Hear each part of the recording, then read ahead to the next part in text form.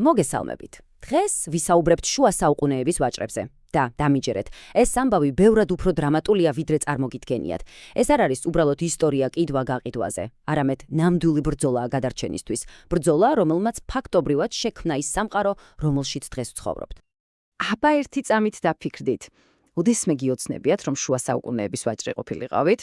ხო იცით ისეთი თავგადასავლებით სავსე ცხოვრება, მოგზაურობა, ეგზოტიკური საქონელი. მაგრამ რეალობა, როგორც წესი, ბევრად უფრო მკაცრია. ეს რომანტიკული სურათი სინამდვილისგან ძალიან შორს იყო. ეს არ იყო თავგადასავალი, ეს იყო ყოველდღიური დაუნდობელი ბრძოლა გადარჩენისთვის. საფრთხე ფაქტობრივად ყოველ ფეხის ნაბიჯზე გელოდა. კანგი, მოდით უფრო დეტალურად ვნახოთ.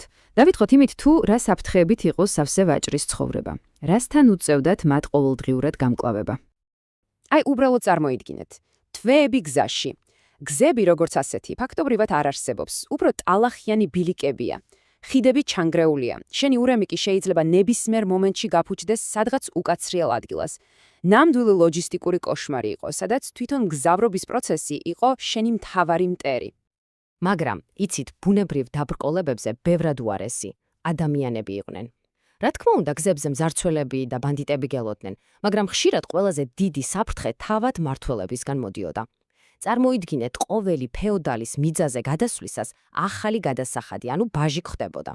და ეს ხარბი ფეოდალები სპეციალურად ისეთ მარშრუტებს გაიძულებდნენ, რომ რაც შეიძლება მეტი ფული გადაგეხადა. და ამ ყველაფერს დაუმატეთ ერთი უბრალოდ შოკის მომგვრელი კანონი. აი მოусმინეთ. რაც საზიდრიდან ჩამოვარდა, ის დაკარგულია. ეს რას ნიშნავდა? იმას, რომ თუ შენი ურემი ავარიაში მოხვებოდა, ან შემთხვევით რამე გადმოგივარდებოდა, ის საქონელი ავტომატურად იმ მიწის მფლობელის, ანუ ფეოდალის ხდებოდა. კი, სწორად გაიგეთ, შენი უბედურება პირდაპირ მისი მოგება იყო. და ეს მარტო ხმელეთზე არ ხდებოდა, არა, ზუსტად იგივე ხდებოდა ზღვაზეც. არსებობდა ეგრეთ წოდებული სანაპიროს სამართალი. თუ შენი გემი დაიღუპებოდა და ტვირთს ნაპირზე გამორიყავდა, მთელი ეს ქონება ადგილობრივ მმართველს რჩებოდა. მოკლედ, კანონი ხშირად უფრო დიდი მტერი იყო, ვიდრე ნებისმიერი მძარცველი. აბა, რა უნდა ეკნათ ვაჭრებს ამდენი საფრთხის წინაშე? პასუხი მარტივი და გენიალური იყო. ერთიანობა. ძალა ერთობაშია, ხო? მოდით ვნახოთ, როგორ გადაიქცა ეს იდეა რეალობად. ეს პროცესი საკმაოდ ლოგიკური იყო. თავიდან, როცა მარტო მოგზაურობდნენ, ვაჭრები ძალიან იოლი სამიზნე იყვნენ. მერე მიხვდნენ, რომ ერთად უნდა ევლოთ და გაჩნდა დაცული ქარავანები. და ბოლოს ამ ყველაფერმა მიგვიყვანა ბევრად უფრო ძლიერ, ორგანიზებულ სტრუქტურებამდე, სავაჭრო გილდიებამდე. მაინც რა არის ეს გილდია? მარტივად რომ თქვათ, ეს არის ვაჭრების გაერთიანება, ანუ ასოციაცია, რომლის მთავარი და ერთადერთი მიზანი თავისი წევრების დაცვა და მათი ინტერესების გატარებაა. ეს იყო მათი კოლექტიური იარაღი. და არ იფიქროთ, რომ ეს რაღაც მეგობრების კლუბი იყო. არა, გილდიები იყო ძალიან ძლიერი ორგანიზაციები თავისი მკაცრი წესებით. და თუ გადარჩენა გინდოდა, აუცილებლად მათი წევრი უნდა გამხდარიყავი. სხვა გზა უბრალოდ არ იყო. აი მოусმინეთ, რას წერდნენ 13 საუკუნის ერთ-ერთი გილდიის წესდებაში. თუ რომელიმე ვაჭრარი არ ისურვებს შემოვიდეს ჩვენს გილდიაში და ქალაქიდან იქნება გაძევული ან წაართმევენ ქონებას, ჩვენ არავითარ შემთხვევაში მას არ დავიცავთ. ანუ ხდებით, თუ მათთან არ იყავი, შენ მათ წინააღმდეგ იყავი და არავინ დაგიცავდა. და ამ გილდიების განვითარების მწვერვალი რა იყო? ეს იყო ხანზის კავშირი, ანუ უბრალოდ ხანზა. ეს უკვე აღარ იყო უბრალოდ გაერთიანება, ეს იყო ქალაქებისა და გილდიების ნამდვილი სუპერ ალიანსი, რომელსაც საკუთარი ჯარი და ფლოტი ყავდა და ფაქტობრივად მთელ ჩრდილოეთ ევროპის ვაჭრობას აკონტროლებდა. წარმოიდგინეთ მათი ძალა. ისინი იცავდნენ ზღვებს მეკობრეედისგან. ისინი სამხედრო ძალით ეხმარებოდნენ თავიანთ წევრ ქალაქებს. ისინი სჯიდნენ ნებისმიერ მეფეს თუ ფეოდალს, ვინც მათ ვაჭარს რამეს დაუშავებდა.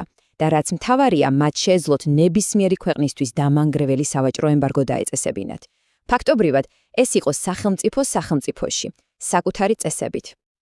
ესე იგი, ვაჭრები უზარმაზარ ძალად იქცნენ. და რა მოხდა შემდეგ? მმართველებს, მეფეებსა და ფეოდალებს მოუწიათ მათთან ანგარიშის გაწევა. თამაშის წესები იცვლებოდა. საუკუნეების განმავლობაში, როგორც ვთქვით, მმართველები ვაჭრებს უყურებდნენ როგორც იოლ ნადავლს, ფულის წყაროს, მაგრამ ახლა, როცა გილდიები ასე გაძლიერდნენ, მათ დაიწყეს ფიქრი. მიხვდნენ, რომ ვაჭრები კი არ უნდა გაეძარცვათ, არამედ პირიქით, დაეცვათ. ძლიერი ვაჭარი ხომ ძლიერ სამეფოს ნიშნავდა.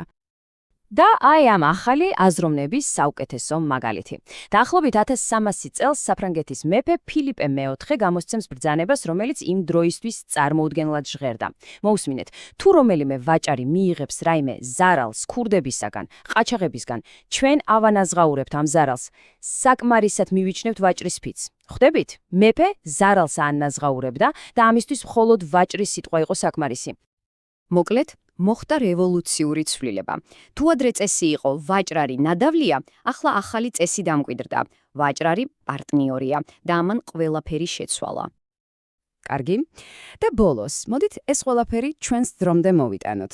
როგორ დაგვიტოვა ამ ბრძოლამ მემკვიდრეობა? ყველა ის ინოვაცია, გილდიები, საერთაშორისო სავაჭრო სამართალი, სახელმწიფოს მხრიდან ბიზნესის დაცვა, სწორედ ამ ყველაფერმა ჩაუყარა საფუძველი ჩვენს დღევანდელ გლობალურ ეკონომიკას. ის, რასაც დღეს კორპორაციებს, სავაჭრო ხელშეკრულებებს და ბიზნესის დაცვას ვეძახით, სათავეს სწორედ იმ დროიდან იღებს. და თუ გვინდა ამ ეპოქის სიმბოლო ვიპოვოთ, ეს რა თქმა უნდა მარკო პოლოა. უდიდესი ვაჭრარი და მოგზაური. ის არ იყო უბრალოდ ადამიანი, რომელსაც საქონელი გადაჰქონდა ვენეციიდან ჩინეთში. ის აკავშირებდა ცივილიზაციებს, აცნობდა სამყაროებს ერთმანეთს. ის იყო ნამდვილი ვაჭარი თავგადასავლების მაძიებელი. ასე რომ შემდეგ ჯერზე, როცა თანამედროვე კორპორაციებზე, გლობალურ ვაჭრობაზე ან ბიზნესის სამართლებრივ დაცვაზე იფიქრებთ, გაიხსენეთ. ჩვენი სამყაროს რა დიდი ნაწილი დაიბადა სწორედ იმ სახიფათო ტალახიან გზებზე, სადაც საუკუნეების წინ ვაჭრები გადარჩენისთვის იბრძოდნენ. ამაზე პასუხი თქვენთვის მომინდვია. დროებით.